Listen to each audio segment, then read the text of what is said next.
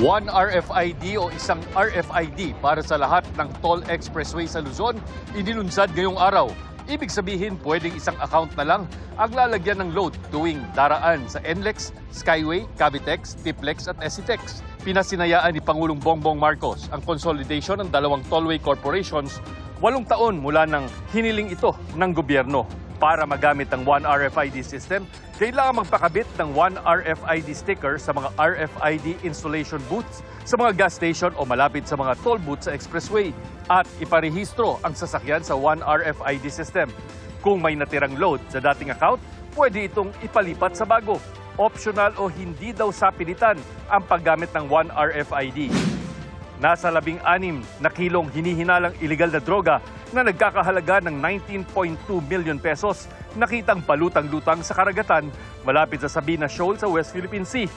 Ayon sa Western Naval Command, Biyernes ng gabi nang makatanggap sila ng impormasyon tungkol sa itim na bag na naglalaman umano ng hinihinalang high-grade na marijuana. Na-recover ang mga ito ng BRP Lotinato Toong na nagpapatrolya sa lugar.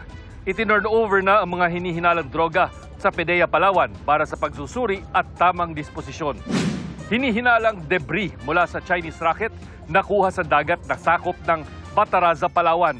Ayon sa Western Naval Command, nabataan nila ito matapos ang isang maritime operation sa bahagi ng West Philippine Sea.